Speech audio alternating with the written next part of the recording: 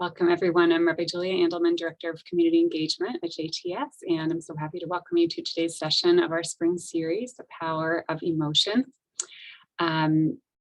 We're so happy, I'm so happy to have my friend and colleague and teacher, Rabbi Mychal Springer, teaching us today, who Tani will read her bio later, but she founded and led the Center for Pastoral Education here at JTS for many years, and only recently left us to go back into full-time chaplaincy. So it's just such a pleasure and privilege to have you back, Rabbi Springer, or Mychal, as you always told us to call you when we were in rabbinical school. Special welcome also to anyone who's attending for the first time today. And even if you missed the previous sessions, this will be a wonderful session in its own right. And also a very special thank you to our sponsors for today. We've had Sadiq level sponsorship in Rabbi Springer's honor from the Center for Pastoral Education Advisory Board members, Pat Fingerroth, Judy Stern, Diane Katz, Marlene Siegel, Ellen Reinheimer, Sally Kaplan, Brenda Lender, and Valerie Gerstein. I hope I pronounced all your names right. Thank you so very much for making it possible for us to all learn with Rabbi Springer today, and for your ongoing support of the Center for Pastoral Education at JTS, which has just had a huge impact in the Jewish world and beyond. If anyone else is feeling inspired to sponsor a session in honor of our amazing JTS scholars teaching us, we have 3 sponsorship levels: Chacham for $540, Tzaddik for $1,000, and Navi for $1,800. And you can learn more through the link that Tani posted. And also feel free to email us at learninglives@jtsa.edu.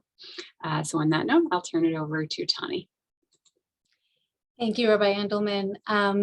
Just to go over some logistics for today's session, Rabbi Springer will pause periodically throughout our session. And again, at the end for Q&A, you can chat your questions to Rabbi Andelman, who will select them and present them to Rabbi Springer.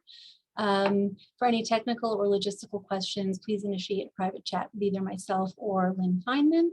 The sources for today's class were in the email that you received with the Zoom link for the session this morning, and we'll be screen sharing them as well. So pleased to introduce Rabbi Springer. Rabbi Mychal Springer is the manager of clinical pastoral education at New York-Presbyterian Hospital and an adjunct professor at JTS. She founded the Center for Pastoral Education at JTS in 2009 and has done some really incredible work in the field. Rabbi Springer was the first conservative rabbi to be certified as an educator by the Association for Clinical Pastoral Education. Her publications include Sisters in Mourning, Daughters Reflecting on Care, Loss, and Meaning with Dr. Suyan Pak.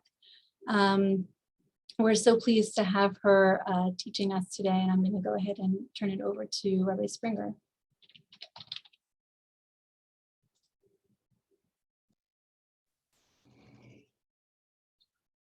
Good afternoon, everybody. It's so nice to see so many wonderful faces. Many of you I know, many of you I don't. I want to say a special thank you to the members of the advisory board of the Center for Pastoral Education at JTS. I'm so touched that you have chosen to sponsor this teaching today, and I will try to do right by you. I want to say a special thank you. Oh, I'm not sure we're supposed to be seeing that. We'll work it out. You can keep going. Okay. I want to say a special thank you to Rabbi Julia Andelman. I love that you ask me to come periodically. It means a lot to me to come back to JTS, which has been such a home for me, and to Tani Schwartz, who the work that you do here is so beautiful. So here we go. The teaching today is called Loneliness as a Spiritual Crisis. When we were putting together the topic for today, it was before Ukraine had started. And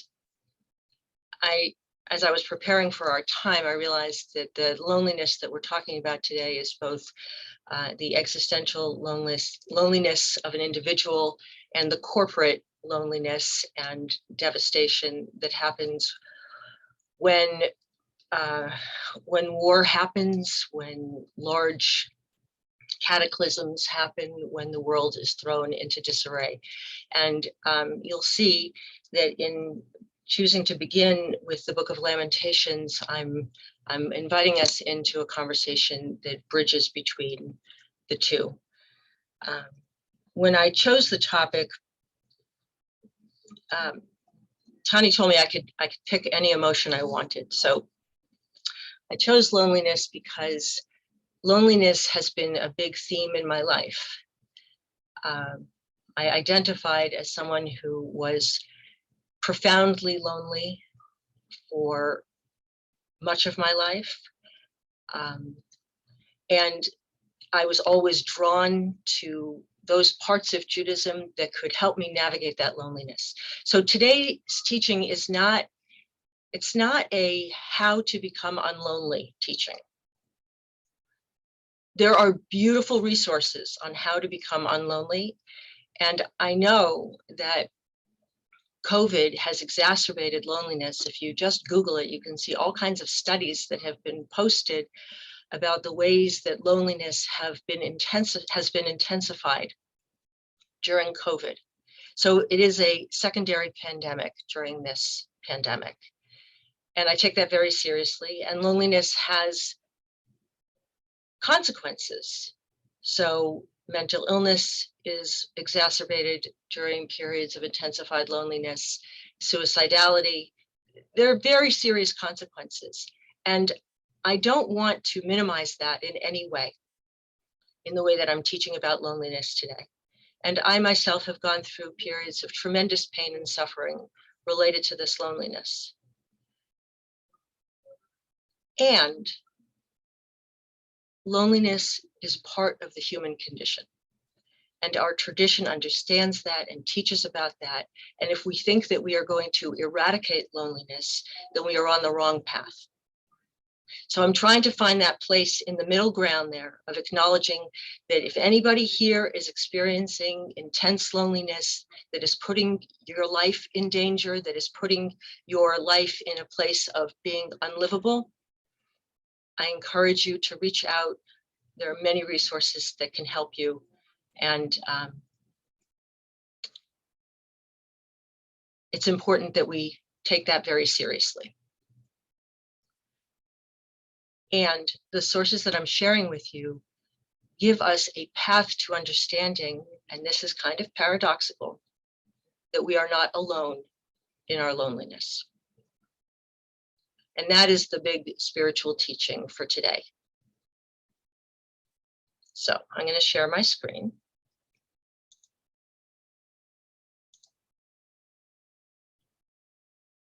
I think I'm going to share my screen.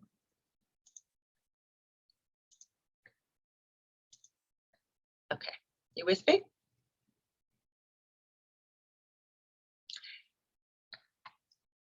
My first text is from Eicha, the beginning of the Book of Lamentations. And you will hear our key word right in the first verse, which is vadad. In keeping with the unspeakable sorrow of the destruction of the cities in Ukraine, I'm going to chant the first verse to evoke a little visitation of Tisha B'Av when the temples were destroyed, the day of our greatest mourning during the year. Mourning for the destroyed cities, for Jerusalem, and for today's cities that are in the process of being destroyed. Eicha yashva vadad, ha'ir rabati am, hayita ke'almana, rabati bagoyi, Sarati bamdinot haita lama. Alas, lonely sits the city, once great with people. She that was great among nations is become like a widow. The princess among states is become a thrall. Bitterly she weeps in the night, her cheek wet with tears. There is none to comfort her of all her friends. All her allies have betrayed her. They have become her foes. Judah has gone into exile because of misery and harsh oppression. When she settled among the nations, she found no rest. All her pursuers overtook her in narrow places.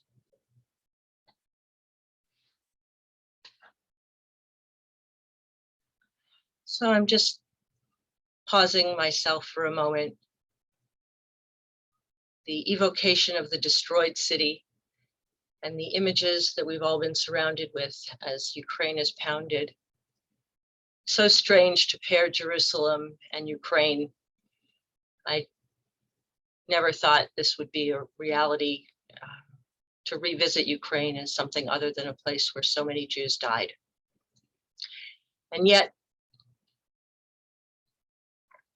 when the heartbeat is destroyed, the words of Lamentations convey the devastation that is both what our people has gone through over millennia in being attacked in the place where we lived, where we could no longer live, and the miracle that there is a Jewish state in the land of Israel today. So I want to focus on badat, lonely. Some of you may know that quarantine is bidud, the time of being alone. And when I was thinking about this topic originally, I was thinking about the way that that need to be separate from the physical separation from others exacerbates loneliness. Over many years, we've talked about shut-ins. And during this period, we've all had some period of being shut-ins. And not having access to people who can comfort us. There is none to comfort her of all her friends. So physical separation adds to a loneliness. But the loneliness isn't only something that can happen when we are separate from others. There can be as intense a loneliness when we are surrounded by others, which is one of those paradoxes about loneliness. So Reb Nachman taught that people should practice hitbodedut, the practice of going into the forest and yelling out one's prayers, speaking them aloud, letting them come from the heart in our own words. And that form of prayer is called hitbodedut because it understands that it is the only way to overcome the existential loneliness that is a part of life.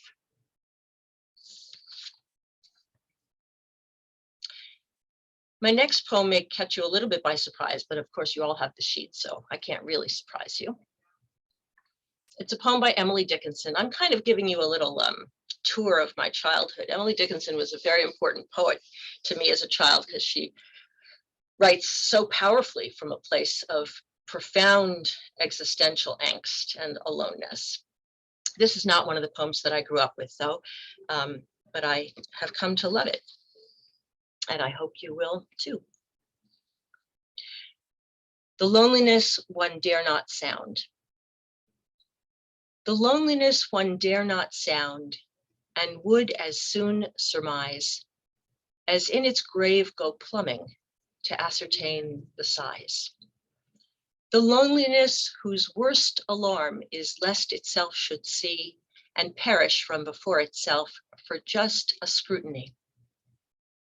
The horror not to be surveyed but skirted in the dark with consciousness suspended and being under lock. I fear me this is loneliness, the maker of the soul, its caverns and its corridors illuminate or seal. So when we're done, if you're interested, you can come back to this poem and sit with it because there's so much here. I'm going to take you through some of it.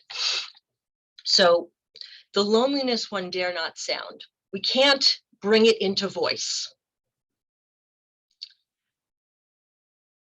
But the whole poem is a bringing it into voice.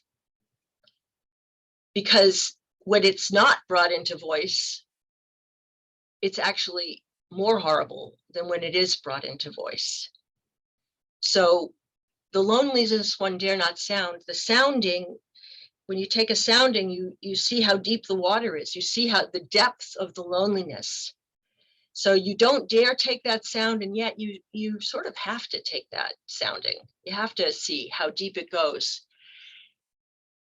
And in its grave go plumbing to ascertain the size. We know actually that a grave is shallow, 6 feet. A grave is shallow, but the loneliness is far deeper than the grave.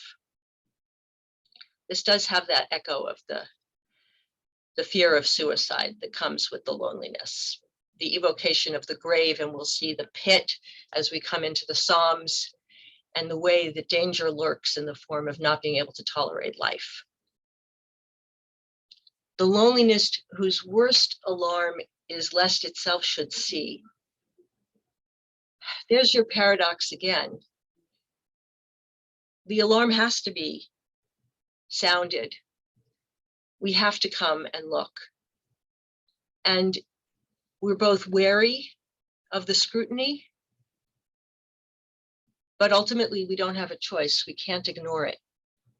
So finally, in the third stanza, she says, the horror not to be surveyed, but skirted in the dark, with consciousness suspended and being under lock. So the horror should not be surveyed. We can understand the verse that way. The horror not to be surveyed. It shouldn't be surveyed. Turn your eyes away. Don't look at this. But in some ways, the horror is when it is not surveyed. The horror is not to be surveyed, but skirted in the dark. And so much of pastoral care and so much of what we need to do in community is find ways of not skirting that which is in the dark, not allowing it to live only under lock. And then finally, when she talks about the maker of the soul, so here's the divine, the maker of the soul, its cavern and its corridors illuminate. So you could say that God is bringing light to the caverns and the corridors, which are the loneliness. The pit itself is the loneliness. Or God is bringing the loneliness into that cavern and corridor, and there it is sealed. You have the paradox of, is it illuminated by God or is it sealed by God? Is the loneliness the cavern, or does the loneliness dwell in the caverns, in the pit? Is the pit itself the loneliness? The sealing here can be the grave, but in Christian faith, the sealing also contains a future resurrection. The seals will be broken in the time of redemption. And so even though there's a gesture towards a sealing that seems like it's a containing and a not allowing the loneliness to be brought out into the world, ultimately, if we are left by ourselves in this loneliness, that is the greatest horror. Being in ignorance of what this loneliness is, that is the greatest horror.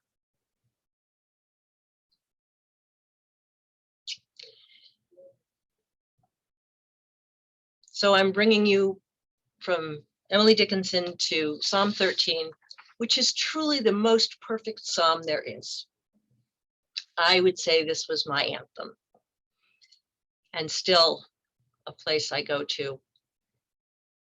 And you'll see why if you don't already know. Lamentations mizmor David, for the leader, a psalm of David. Ad ana Adonai, tishkacheni netzach. How long, O Lord, will you ignore me forever? Ad ana tastir et panecha mimeni. How long will you hide your face from me? Ad ana ashit etzot benafshi yagon bilvavi yomam. Ad ana yarum oivi alai. How long will I have cares on my mind, grief in my heart all day? How long will my enemy have the upper hand?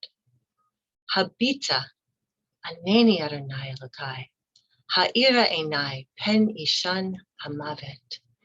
Look at me, answer me, God, my God. Restore the luster to my eyes, lest I sleep the sleep of death. Pen yomar oivi bichaltiv, tsarai yagilu kiemot. Lest my enemies say I have overcome him, my foes exult when I totter. Va'ani b'chastecha v'tachti yagel libi v'shuatecha, ashir l'Adonai ki gamal alai. But I trust in your faithfulness. My heart will exult in your deliverance. I will sing to the Lord, for he has been good to me.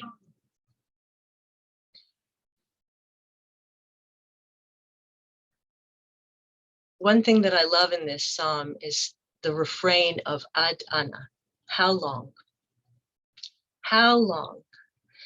The experience of loneliness and the desire to be freed and released is an experience of being constrained and not knowing if or when there is a possibility of something else. And the how long, the Ad Ana, captures that waiting, that not being in control. And the language of the psalmist here is so simple.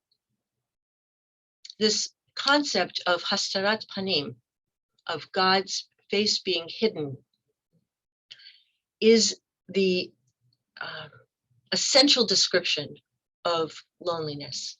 The hidden face, both the divine face and the human face, the idea that God's face can shine on us and God's face can be hidden from us, for me, captures the essence of what it is to be lonely. And when we get down to verse 6, the first 5 verses really, they line up for anybody who has experienced this kind of loneliness. It is a perfect depiction. Answer me. Restore the lusters to my eyes, lest I sleep the sleep of death, whether it's the depression of not being able to get out of bed in that profound loneliness, or that sense of death just circling in. And then suddenly verse 6 comes, and it's so shocking. But I trust in your faithfulness. What? How? How do I go from Ad Ana, how long, to but I trust in your faithfulness? It's so mysterious. So the way that I read this is that our relationship to verse 6 keeps changing. It's alive. Sometimes it's a promise, like, I will try to trust in your faithfulness. I will try to get to that deliverance. I will say these words. I actually learned something really interesting that I learned in dialectical behavioral therapy, which is a fabulous kind of therapy if you've never done it. They teach you that if you smile, you actually feel better. That there is something that connects your smile to your brain that sends a message that you're happier.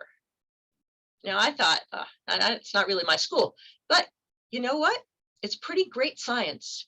And so I think of verse 6 sometimes as the smile that I put on. I just kind of lift my lips into a smile so that I can breathe a little more easily, even when I can't. I see verse 6 as a kind of promise that it doesn't end in the depths.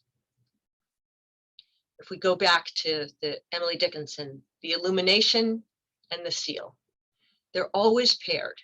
If we're feeling overwhelmed by the seal of that loneliness, we can reach for the illumination. That's what verse 6 is, the reaching for the illumination. Ashir al Adonai ki gamal alai. I will sing to the Lord, for he has been good to me. Okay, now I needed to shore you up a little bit because I'm now taking you into the depths of the depths, okay? So just, if I did trigger warnings, I'd give you a trigger warning. This is the single most devastating psalm in the book of Tehillim. And it's written, or the head is that it's the psalm of the Korachites, B'nai Korach. And so the tradition is that it's said Korach's tribe, the ones who rebelled, they were swallowed up and they were down under the ground, swallowed up.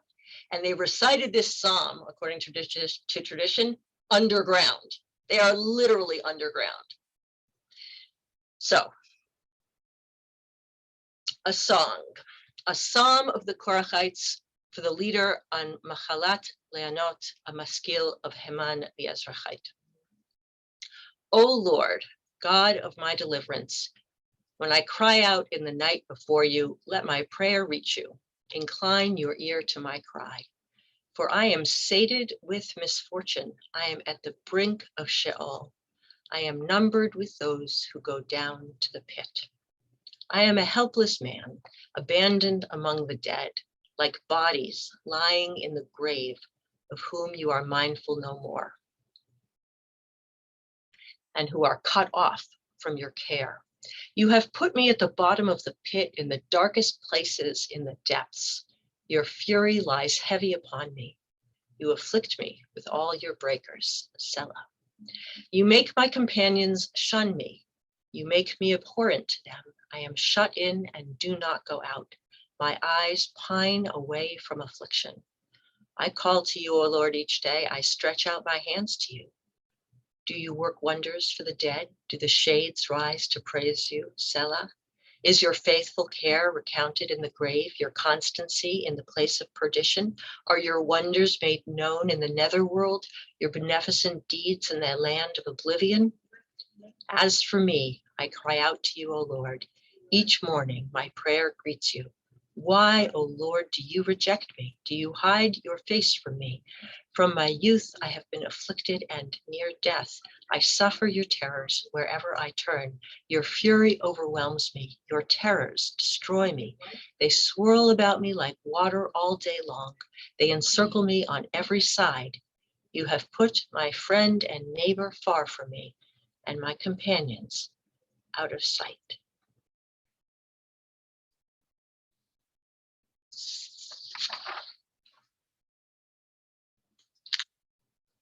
Why would this be in the book of Psalms? There's no bumping up at the end. There's no, I sing your praises. What's it doing here? All right, Miriam, I see you have your hand up. Did you mean to have your hand up? We're taking questions in the chat. So if anyone has questions for Rabbi Springer, please send them to me via chat. And then when we pause for questions, I'll select from the questions.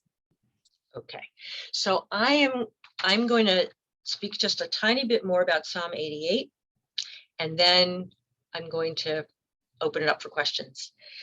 So you can hear the echoes from Psalm 13 and from the Eicha and from the Emily Dickinson.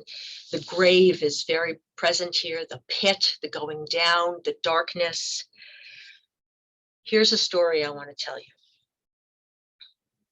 My dear supervisor from many years ago, Paul Stenke, who is a Lutheran minister, came from a tradition where you would open the Bible, and wherever it would open, that would be what you would need to read. Kind of charismatic tradition. I think that's the right use of the word. So one day, Paul was in the hospital. it was during the AIDS pandemic. He visited a man with AIDS, and at the end of a Sunday visit, Paul asked him if he would like to recite something from the Bible, and the man said yes. So Paul opened his Bible, and it opened to Psalm 88. And he plunged right in, and he read Psalm 88. And as he was reading it, he thought, oh my God, I have to remember which Psalm this is. I may never read it to someone again.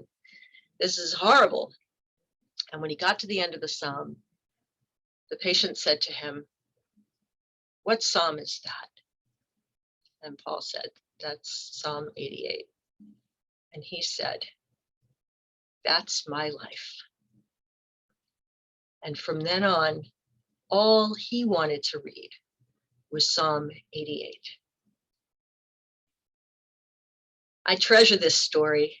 I love Paul, and I treasure this story because this patient continues to teach me and anybody that I teach that when we see our reality reflected in the canon, when it's not too awful to say, when it can have a sound, when we dare sound the lament, we create an opportunity for joining with others. It is actually the only path to alleviating this kind of loneliness, this devastation and alienation. The only way is by giving voice to the depths of what it is, not by covering it over.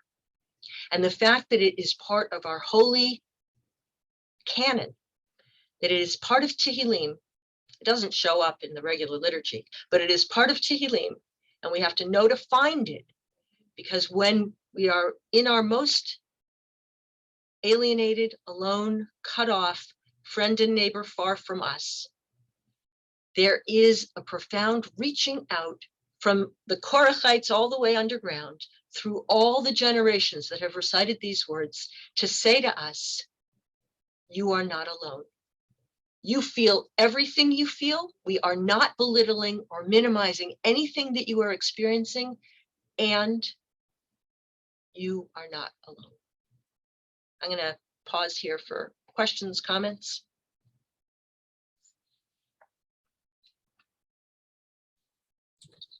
Oh, so much to say, Mychal.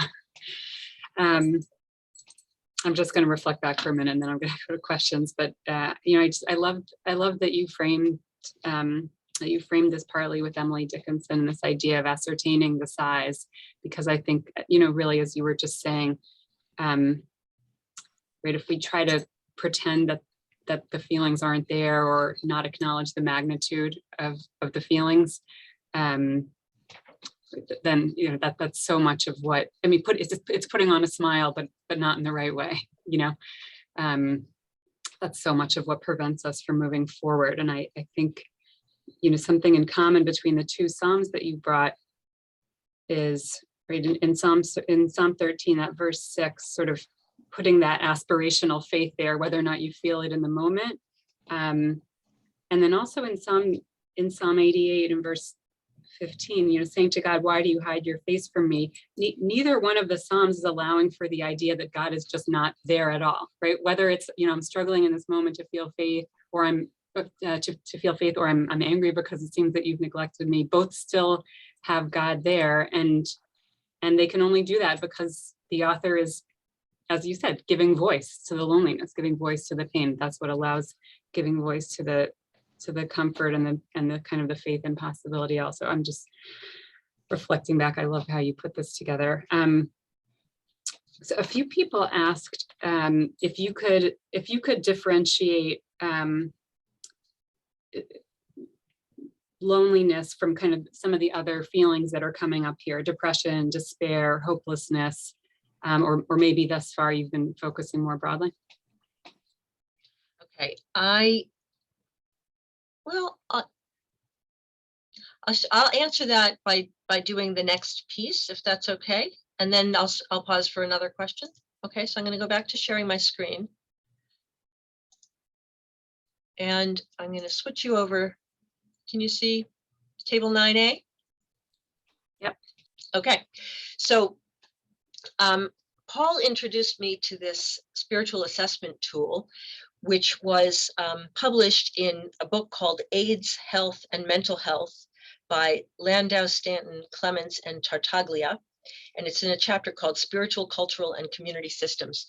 This was an assessment tool that was developed as part of working with people with AIDS.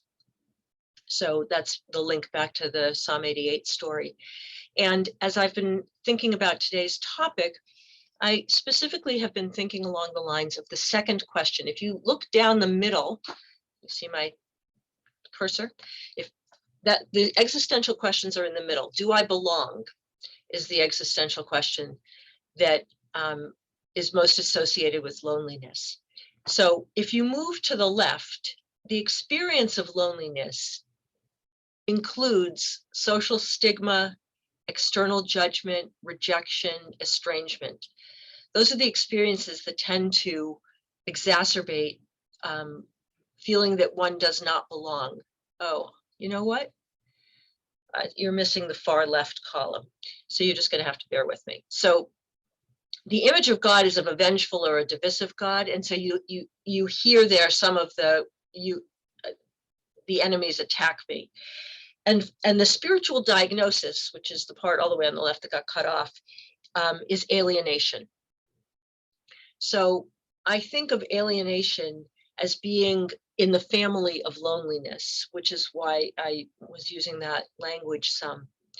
If you go to the right, then when you have an experience of social acceptance, which you could also call communion from a Christian perspective, a very specific kind of communion, accompaniment, embracement, when that's the experience, we tend to have an image of God as being loving and inclusive, and the spiritual diagnosis is community.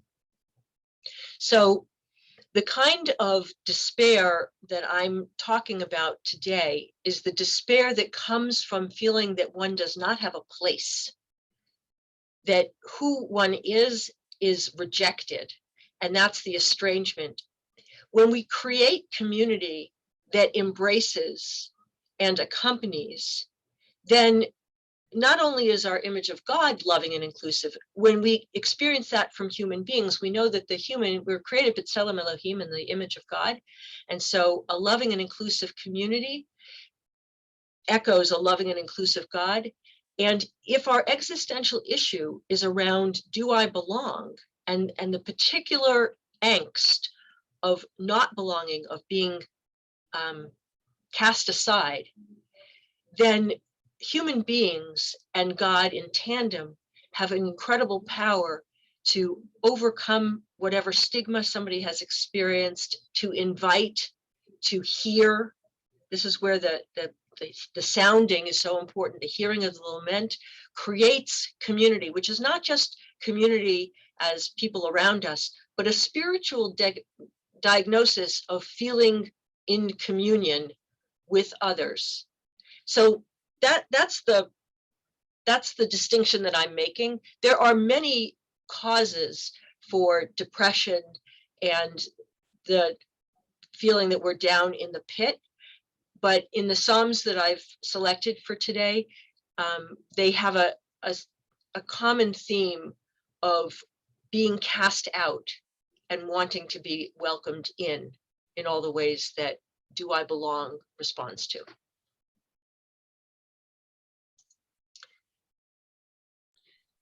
That's helpful, Mychal. Thank you. I really appreciate that you're doing this. That you're doing this theme now. 2 years into the pandemic, and hopefully we're seeing the light at the end. But I guess we've learned not to say that. But hopefully, a lot of us are at least reconnecting with some people these days. But I think, I think people experiencing loneliness, it's been so. It's just been so horribly exacerbated by the pandemic. Especially people who live alone, or single parents like me who live without another adult, and also people who live with others but not in good circumstances and are alone inside. life has just been so radically different for people in those circumstances than people in kind of living in sort of communal loving situations for the last couple of years. So I appreciate your choosing this topic.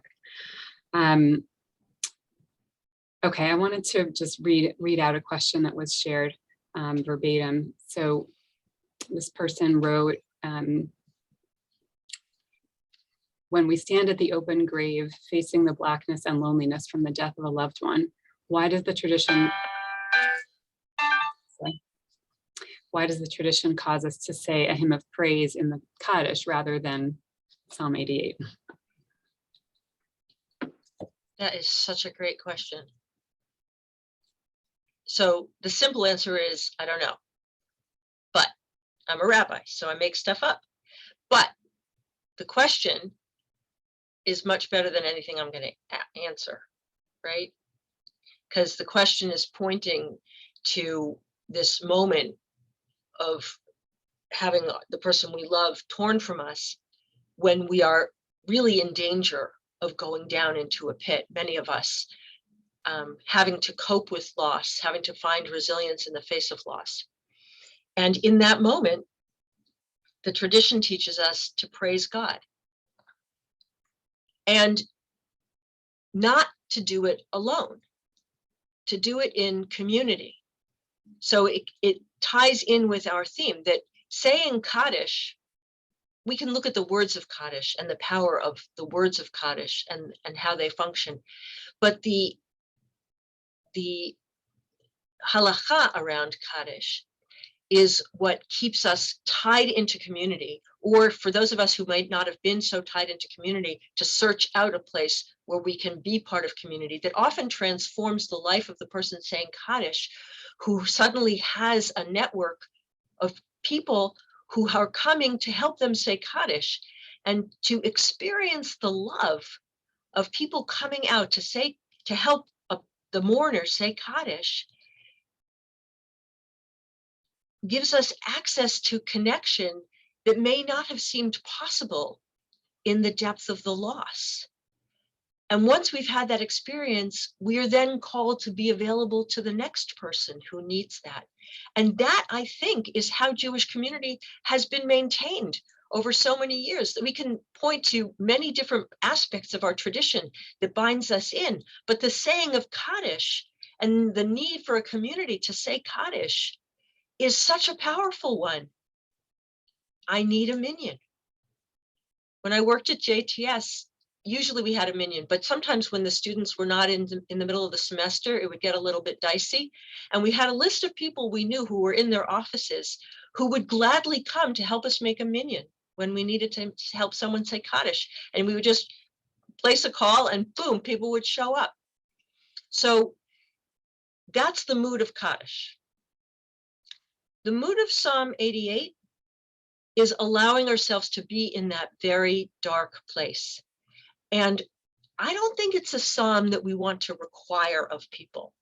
I think it's a resource that we need to share so that when I'm in a Psalm 88 mood, I'm not just off on alone. I'm with the psalm. I'm in Psalm 88 with everyone else who's ever been in Psalm 88. Thank you. Maybe some rabbis make stuff up. I think that you draw on the well of your deep wisdom. Just related to what you were just saying about a community, I just wanted to share. I take this for granted with you, Mychal, but someone expressed appreciation in the chat to you for sharing your own vulnerability and kind of personal experiences of loneliness as part of your teaching today. Thank you. It's strange doing it on a recording because I don't know who's going to end up listening to this. I see all of your faces, which I love. But the truth is, it is part of my Torah. And if we can't be true about who we are, then I wouldn't want to be that teacher. On a slightly more practical note, there were a lot of questions actually about the spiritual assessment tool that you shared, and just what exactly is that and where can we find it? Okay. I'll give the source of the book, and you can find it in the book. And I can also just send a copy of this PDF to Tani and Rabbi Endelman. Yeah, it's a beautiful resource. So my students, and I want to welcome Rabbi Ben Pearlstein, who is a recent grad from JTS Rabbinical School and is one of my residents here at New York Presbyterian. So when I'm teaching the residents, this is one of the tools that we use to help us think about how to provide care for people who are asking different existential questions. So today I'm sticking with, do I belong? Okay, should we go back to the sources? Yes, and I just want to acknowledge, just how much everything that people are sharing with me in the chat about, about personal experiences of loss and loneliness. I just want to say that I see you and thank you for sharing it, and I'll try to integrate that into our conversation. And it is painful for me that we can't be in a big room together and engage more directly. Although, I think sometimes people share things in a private chat that they wouldn't share in a big room. And a few people also commented, I think we've all experienced Zoom in different ways, but I guess maybe this is a self-selecting group of people who have found some value in Zoom connection. But, a few people shared, maybe as a bit of pushback to me, just how much they have been able to find community through, even in ways that they didn't before the pandemic, online. Beautiful. I love that. Okay, so that's the table, and we're going to go back to the sources. Now, I brought us Bereshit, Genesis chapter 2, the creation of Eve. And when I started thinking about this, I'm aware that this is everyone has a partner on its surface. But the text is actually not that at all. So I'm gonna take you through it a bit. Vayomer Adonai Elohim lo tov hayot adam levado e'aseh lo ezer kenegdo. God said, "It is not good for the human to be alone. I will make a fitting counterpart for him, ezer kenegdo." And God formed out of the earth all the wild beasts and all the birds of the sky and brought them to the human to see what he would call them. And whatever the human called each living creature, that would be its name. And the human gave names to all the cattle and to the birds of the sky and to all the wild beasts, but no fitting counterpart for a human being was found. So God, Adonai, cast a deep sleep upon the human. And while he slept, God took out one of his sides and closed up the flesh at that site. Vayapel Adonai Elohim tardema al Adam vayishan. God cast a deep sleep on the human. And while he slept, God took one of his sides and closed up the flesh at that site. And God Elohim fashioned the side that had been taken from the human into a woman, bringing her to the human. Then the human said, "This one at last is bone of my bones and flesh of my flesh. This one shall be called human, woman. For from a human was she taken. Hence a man leaves his father and mother and clings to his wife so that they become one flesh. The two of them were naked, the human and his wife, yet they felt no shame." So what I want to look at here is that there's a process. It's actually quite a chaotic process. And the Midrashim even say that that Adam sleeps with the different animals looking for his mate. Kind of radical. Because he's looking for Ezer Kenegdo. It's not good for Adam to be alone. But who is there to be with him? Or human, ungendered. And there is no one. That's the crisis in this chapter. There is no one. And how do we get there? So that's the verse that I read in the Hebrew. Vayapel Adonai Elohim tardema al ha'adam vayishan. God casts this tardema, this profound sleep, this going into the depths. So my interpretation, this is my little chiddush here. This I am making up, but I like this one, so I'm going to call it a chiddush. That it's the going into the depths that Adam needs to do here in order to come out on the other side and even be capable of understanding what an ezer kenegdo would be. And when we get down into verse 23, then the human said, this one at last, zot hapam, which implies there have been other attempts, which we've kind of seen here, but maybe there were even more attempts. Maybe there was a Lilith attempt, other possibilities. It took work. It took being able to tolerate not having the ezer kenegdo. So our text doesn't rush us into companionship. Our text understands that we come from the earth. We are made of this substance that is the grave, that is the pit. We are that. And we have to know how to go down into that in order to tolerate the tardema, the profound sleep that can yet give birth to zot hapam, this time, etzem atzamai, uvasar mibsari. This one is of me. That's the recognition when we are joined, when we are truly accompanied. Ah, this is what I have been longing for. Here I belong. You belong to me, I belong to you. And it's not just a man and a woman, and it's not just people who are married. It is finding the one who accompanies me and acknowledging we belong to each other because we are capable of this kind of accompaniment. So the next source is from Ecclesiastes, and it's about two being better than one.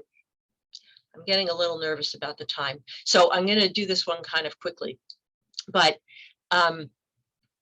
we see here that when we are alone, we can be incapable of being sated with what we have, that it can be a distraction to us to try to outrun our loneliness without understanding that we need to stop. So we can't just keep busy. It doesn't actually cure us from this loneliness. The recognition of needing the companion is what is ultimately going to be a balm in our distress. And then we read, Tovim hashnayim min ha'echad, asher yesh lahem sachar tov ba'amalam. Two are better off than one. I'm on verse 9. Two are better off than one in that they have greater benefit from their earnings. For should they fall, one can raise the other. But woe betide him who is alone and falls with no companion to raise him. Further, when two lie together, they are warm. But how can he who is alone get warm? Also, if one attacks, two can stand up to him. A threefold cord is not readily broken. Of course, I read this verse today in light of NATO and the cries for help coming from Ukraine. If one attacks, two can stand up to him. What does that mean in this moment? I'm not in politics, but I do hear the resonance of wanting to be safe from attack of all kinds. And finally, a threefold cord is not readily broken. So the threefold cord, two human beings, the two who are better than one, and when they come together, there's something profound that transforms. The divine is present, the third made manifest, that makes us stronger than we are. And so when we cry out and our cry is heard, those of us who are crying, those of us who are hearing, and the divine presence mixed in becomes an incredible recipe for moving towards the possibilities that inhere even in our greatest distress. We come to Psalm 71. Al tashlicheni le'et zikna, kichlot kochi al ta'azveni. Do not cast me off in old age. When my strength fails, do not forsake me. We know that getting older has so many challenges, and that rates of depression and loneliness spike among the elderly I did a study years ago with my residents, about 20 years ago, where we studied loneliness, depression, and spirituality among the elderly Jews in New York City. And I learned a technical term that I had never known that has stayed with me, which is melancholia Judaicum, which is Jewish sadness. We're vulnerable and underdiagnosed. So I said at the beginning, when we need help, we need to reach out for that help. So I don't want this to take the place of saying I do need help. When I need help, I need help. And there are things that weigh on us that are about being human, where we are born, where we face challenges, where we get older, and we have a fear of our strength failing us and being forsaken. This verse is so profound and contemporary always. And we say it as part of the Slichot liturgy. And I'm going to chant a little bit for you, and then we'll take our next break. Al tashlicheni letziknai lai kichlor kochi al tazveini ai al tashlicheni letziknai Kichlor kochi al tazveini.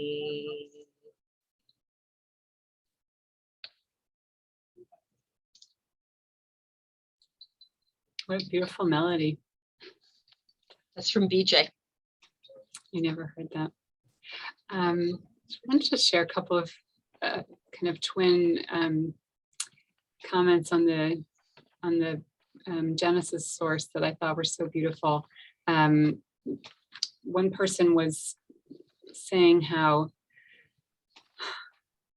I'll just read it.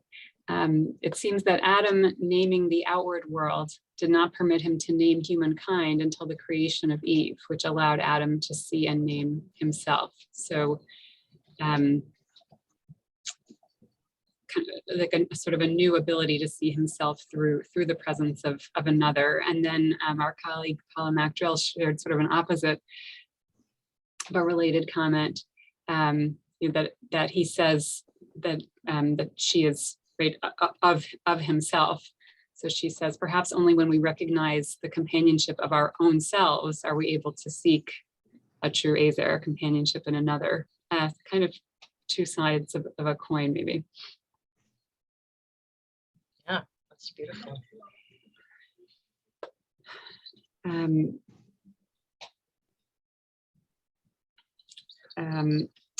Okay, and then another not a question, but just an insight that I thought connected to a lot of what we were talking about.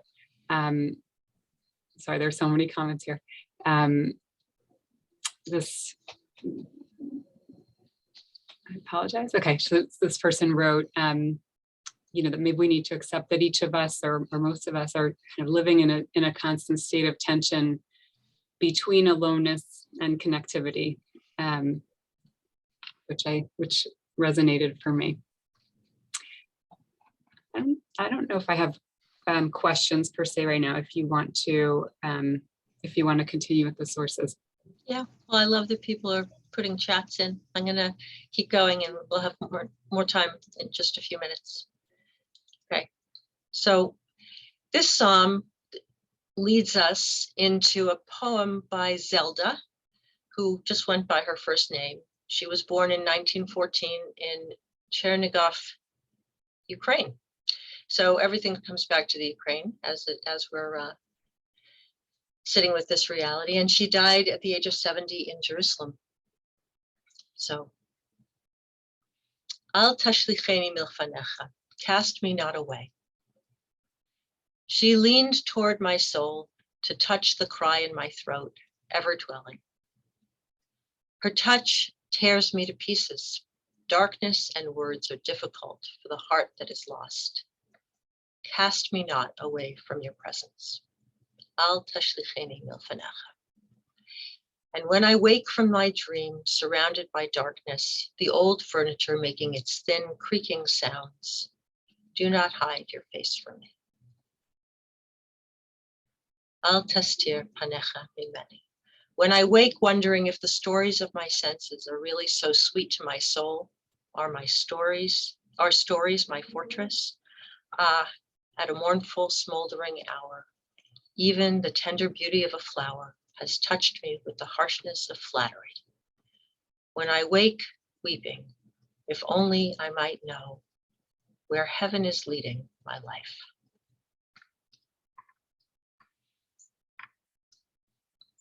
So there's a she here. Seems to me that the she is the Shekhinah, is God's indwelling presence, which is a feminine part of God. Lingoa bivchi shebigroni, to touch the cry that's in my throat. This cry can't even come out. This is the lament. It's in my throat. Can it be said? We're back to the Emily Dickinson. Touches that cry that's in my throat. Shochen ad. So shochen ad, for those of you who are Shabbos shulgoers, shochen ad is where we begin with God's presence with us always. But here, is it God's presence that's here always, or is it this cry that's in the throat always? And the touch of the she here tears the poet to pieces. It is hard. Kashe lelev ovad im chashchot ve'im milim. The darkness and the words are hard when the heart is lost. So even the drawing near, this is an aspect of loneliness. Sometimes we can't even bear to express what is inside of ourselves. We're so afraid of how we will be seen and received. That's back to the stigma from the spiritual assessment that I talked about earlier. So don't cast me off. Al tashlicheni milfanecha. And the poem now has 3 wakings. In Hebrew, it's v'cha'asher akitz. The first one is v'cha'asher akitz michalomi, when I wake up from my dream. The second is v'cha'asher akitz leharher, when I wake up wondering. And the third is v'cha'asher akitz bochya, and when I wake up weeping. So this ketz is the end of days. It's the end of the dream, it's the end of the sleep, but it's also hearkening to an end of days. And here the poet is surrounded by darkness. And the question is, where is there release? The embodied experiences of so much suffering. But we only have our senses. We might yearn to be released, and that's maybe the suicidal wish, the can't bear it wish. This last verse, v'cha'asher akitz bochya lu eda, if only I would know, le'an movilin et chayai, where is my life leading me? Hashamayim. So the translation is where heaven is leading my life, but the Hebrew is more ambiguous. La'an movilin et chayai, where is my life leading me? Hashamayim. Is it God in heaven who's leading my life? Is it my life that's leading me towards God? The great yearning for connection, which takes us back to the hitbodedut from the beginning, the way that in our loneliness we go into the woods and we pour out our souls. Our life leads us to the yearning. The yearning is a path to know what will happen to us. How long? Ad ana. How long? My cry, I wake up, the sleep ends, I wake up crying because I don't know where I am going. And yet, in ending the poem with Hashamayim, there's a little glimmer of hope here, that the divine, having a relationship with the one who is beyond us, who is also inside of us, who is accompanying us, bringing us along, and leading us somewhere. When we can hold on to that, it is easier to tolerate the great loneliness and the not knowing. I'm going to skip the Lamentations right now because I don't have enough time to do everybody justice. But this is from chapter 3, where you can see little glimmers of hope here. And you have the word badad again, which is lonely, which is why I wanted to bring it back in. And it tells us that it's not going to be forever. There's that beginning of a promise that it won't be forever. So I want to share the Mary Oliver poem with you. Mary Oliver just died a couple of years ago. And her poem, Loneliness, goes like this. I too have known loneliness. I too have known what it is to feel misunderstood, rejected, and suddenly not at all beautiful. Oh, Mother Earth, your comfort is great, your arms never withhold. It has saved my life to know this. Your rivers flowing, your roses opening in the morning. Oh, motions of tenderness. You can hear some of the key words from the pastoral assessment about belonging in these words about being misunderstood and rejected and just being despised, not being at all beautiful.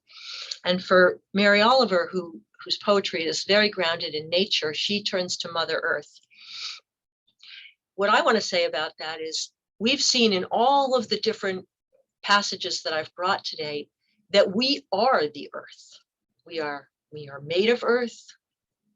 We are created out of earth and we return to the earth. And in our despair, we go into the earth, into the pit.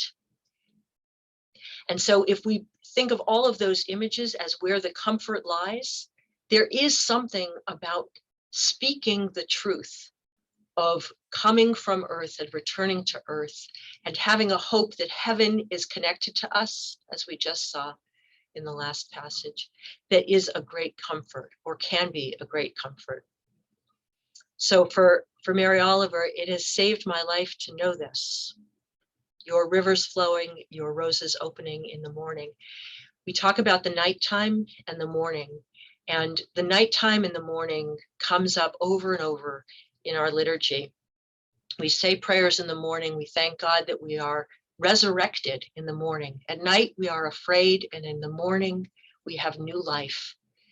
And the great curse is when we don't want the morning, and in the morning, we say, would that it were night, and in the night, we say, would that it were morning. So trying to find a way to look forward to a morning that we will greet as a source of hope, that's where Psalm 30 comes in. Another perfect psalm that I wanted to end with today. Mizmor Shir Chanukat Habayit LeDavid, a psalm of David, a song for the dedication of the house. And full disclosure, my husband wrote a book with the title of one of the verses here, of Joy Coming in the Morning. His book's called Joy Comes in the Morning. I extol you, O Lord, for you have lifted me up and not let my enemies rejoice over me. O Lord, my God, I cried out to you and you healed me. O Lord, you brought me up from Sheol, preserved me from going down into the pit. O you faithful of the Lord, sing to him and praise his holy name, for he is angry but a moment. And when he is pleased, there is life. One may lie down weeping at nightfall, but at dawn there are shouts of joy. Ki rega be'apo chayim birtzono, ba'erev yalin bechi ve'laboker rina. When I was untroubled, I thought I shall never be shaken. For you, O Lord, when you were pleased, made me firm as a mighty mountain. When you hid your face, I was terrified. I called to you, O Lord. To my Lord, I made appeal. What is to be gained from my death, from my descent into the pit? Can dust praise you? Can it declare your faithfulness? Hear, O Lord, and have mercy on me. O Lord, be my help. You turned my lament into dancing. You undid my sackcloth and girded me with joy, that my whole being might sing hymns to you endlessly. O Lord, my God, I will praise you forever. There's a lot that we could say about this. I'm going to stop in a moment so that we can have some questions and some involvement there. But All of our themes that we've been talking about are present in this psalm. And one of the reasons I wanted to bring it is that it's kind of like a kaleidoscope where the valence of the imagery keeps shifting. And that's what it is to live in that movement between loneliness and connection. We are all in some measure of loneliness and connection. Even those of us who are most removed have some connection that keeps us anchored. It is possible, even when we feel most removed. And so the kaleidoscope of the Psalms that keeps shifting in this Psalm brings us into those possibilities. You turned my lament into dancing. You undid my sackcloth and girded me with joy. It is possible to experience not only the exile of not belonging, but an embrace of turning the lament into dancing. And one last thing that I want to end with is that we are bargainers. And verse 10, Ma betza bidami beridati el shachat, hayodcha afar hayagid amitecha. What is to be gained from my death, from my descent into the pit? Can dust praise you? Can it declare your faithfulness? Finally, in our chutzpah, we say, God, you need us. God, you too are lonely. Meet me, bring me up. Because if you let me just be dust, you too will be overcome with loneliness. God is for us, and we are for God. We have a holy task here. And when we can stay connected to that holy task in being in relationship with the divine through our spiritual lives and through our connections with other human beings, then we can turn our sackcloth, God willing, into joy.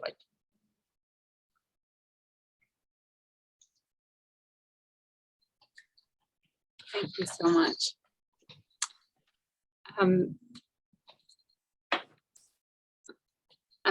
just thinking a lot about that.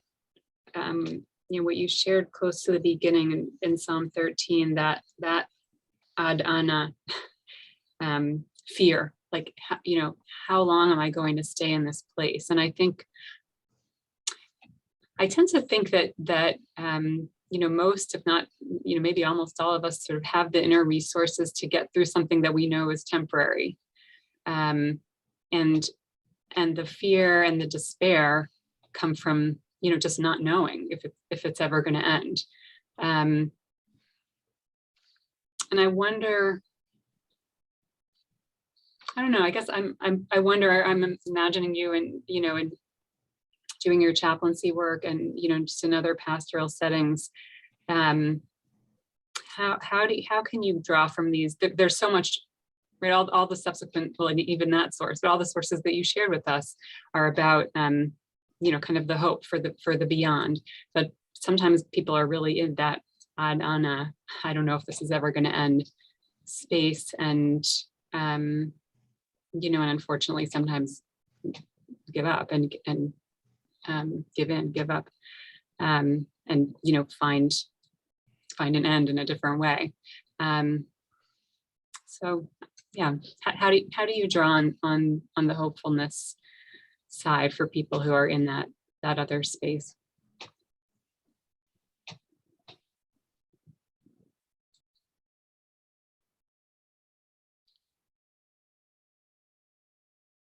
I really believe that we have to say the ad ana, how long, over and over again, in whatever form we need to say it, until in the saying of it, it shifts.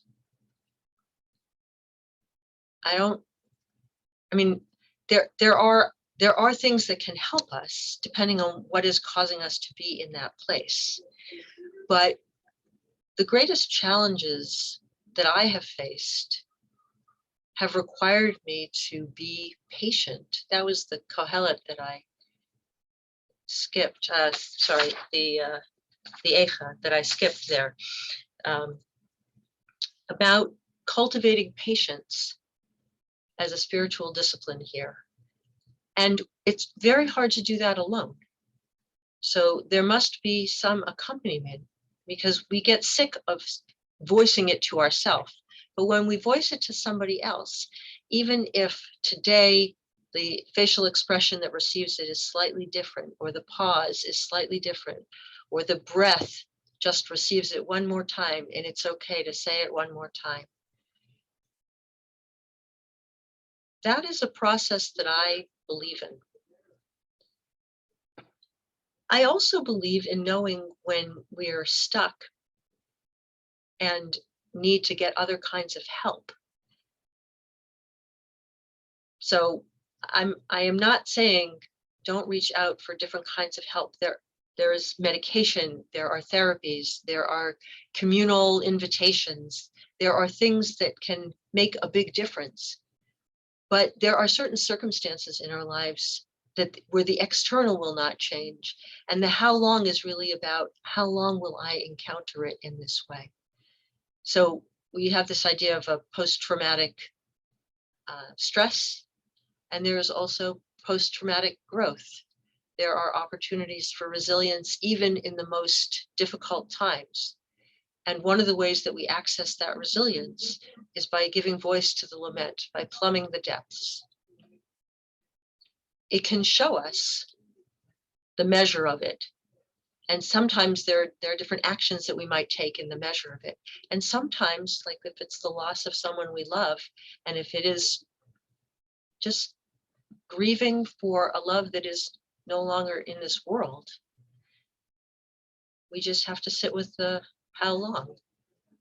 Sometimes that can change into being a grief that is in need of help, but often it is simply the grief of the broken heart and the loneliness.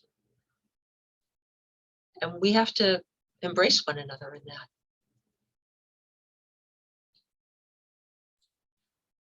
Thank you. There was curiosity about the melancholia Judaica, if I got it right, that Yeah. concept that you shared with us earlier. I wonder if that's something that you've have you seen that? And you're providing pastoral care to Jews and probably more people of other faiths than Jews. I wonder if you've actually seen that in your work. Is there something distinctively Jewish about the way Jews experience loneliness and despair? So I think that the study that talked about melancholia Judaica, it may have been the work of Rachel Yehuda, who then went on to co-author a book with Michelle Friedman. I think it may have been her study, although I'm not sure. And it is an actual term of how Jews suffer, that we tend towards melancholy. So it's just interesting genetic and epigenetic research. If we think about the trauma that we've inherited, that plays a role. So many of us are in families that have been affected by murder and the Holocaust and displacement. And that lives in our epigenetic makeup in a way that makes us prone to a certain kind of profound sadness.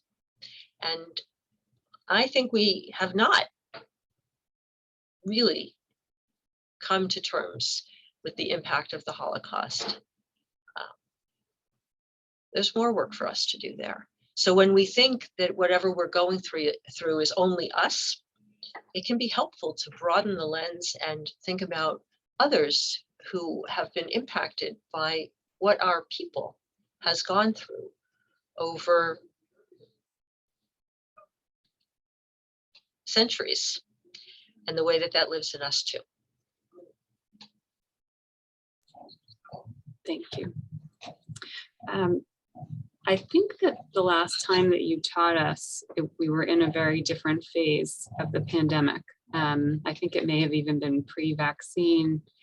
And I'm wondering if, I can only imagine that there's a lonely aspect to your work in the hospital, or hopefully not. Hopefully you have a lot of resources there and colleagues, but I wonder how the experience of pastoring to people through this might have changed for you, how the impact on you might have changed over the course of, all of these months. So my main focus is on working with residents in the educational program, which means I don't see a lot of patients. I do see some here and there.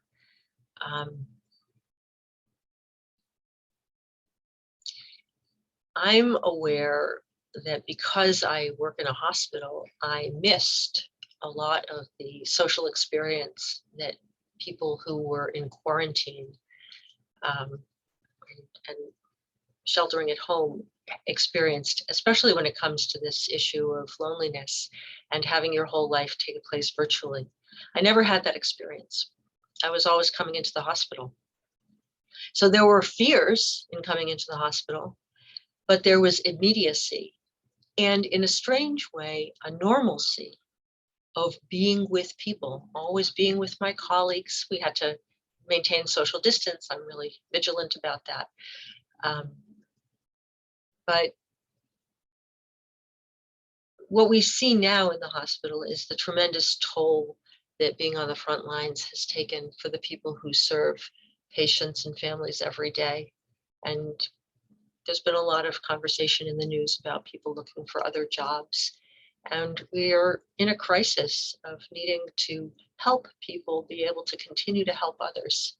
So I see a big part of my work as providing the resources for the students I train, for the chaplains in the hospital, for the department, to continue supporting the staff so that we can continue to care for one another. There's been a seismic shift, and in some ways I'm imagining some of it. I know from people who are close to me how they've experienced it, but it's been a little bit different for me. It's so interesting. So your mandate allows you to care for the medical caregivers, it sounds like, or did you push to expand that mandate? It's always been part of the mandate of the department. It's a very unusual dimension of our department that we've always provided spiritual care for everybody in the hospital. And what we see now in a very acute way is how important it is for people to be recognized and accompanied, the profound loneliness, the 2 years worth of accumulated trauma and exhaustion. Yeah. Do you think that the way that right, that you weren't alone, that you were just sharing with us because you were going to the hospital every day?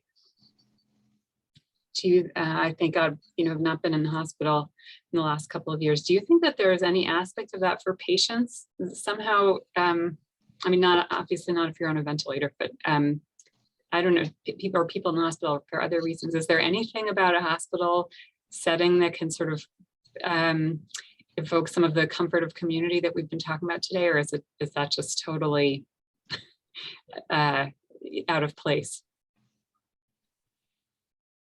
It's an interesting question. I think that it's very strange for many people, I think, to go from being isolated in their homes and very careful about who they come into contact with, and suddenly they're in the hospital where there's lots of people coming in and out of their room and caring for them. And I think I've seen and spoken to a lot of people who have anxiety about being physically near anybody. And now we have this new subvariant that's very contagious, that's very present in New York already. And people just keep getting sick, and getting sick today doesn't look like what getting sick meant before there was a vaccine. But we sort of have those trauma receptors that are encouraging us to remain protective of ourselves. So I think that for the patients, what I know, and this I know just from the news, the way that everybody else does, is that a lot of people didn't get care over the last couple of years. They put off getting care, which means that people wind up in the hospital because their conditions have progressed more than they would have if they had felt that they were able and were in fact able to access care. So I think that's one of the ways in which the hospital is a little bit different now, but I'm not saying that as somebody who's canvassing the patients. Mm-hmm. Someone also just reminded me that, of course, at an earlier stage in the pandemic, there were people may have been surrounded by hospital personnel, but their own loved ones weren't allowed to come in and be with them, which I'm sure contributed to intense loneliness, even while surrounded by people, caring for their bodies. Yeah.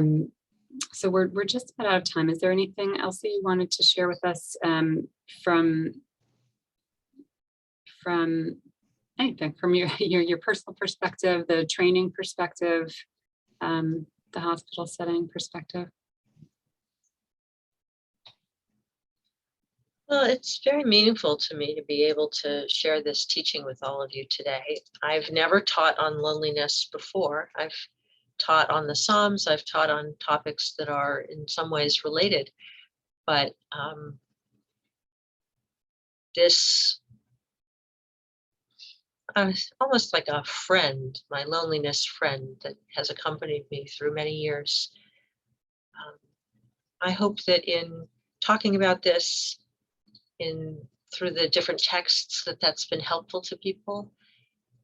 If there's something that's happening in your life where you recognize that you need more connection or help of any kind, I hope that you'll feel empowered to do that, even though I know it can be hard to change and ask for help. And I feel that my own life has been possible because as low as I was, as alienated as I was, I always felt that Judaism and God cared. And if we can foster that for one another, that is a lifeline. There are many people who've shared with me that this has been one of the most powerful sessions we've had for them, and given them kind of language and framing and a sense of feeling witnessed in a really profound new way. So I just wanted to share that with you. We're so blessed the world is blessed to have you. The Jews are blessed to have you. We're blessed to have you today. Thank you so much for teaching and for putting together new material for us today, and kind of thinking about things in new ways. I think this is great Torah that I hope you will teach again. I'm sure you will. Thank you. All right, so thank you again to you, Rabbi Springer. Thank you so much again to the advisory board of the Center for Pastoral Education at JTS. Thank you to everyone for their sponsorship. Thank you to everyone for coming. And we hope to see you all next week, which will be very different. We'll be having a Bible session with Dr. Amy Kalmanowski on divine anger. So moving into a different emotional space. Thanks again to everyone for joining us, and to you, Rabbi Springer, for teaching.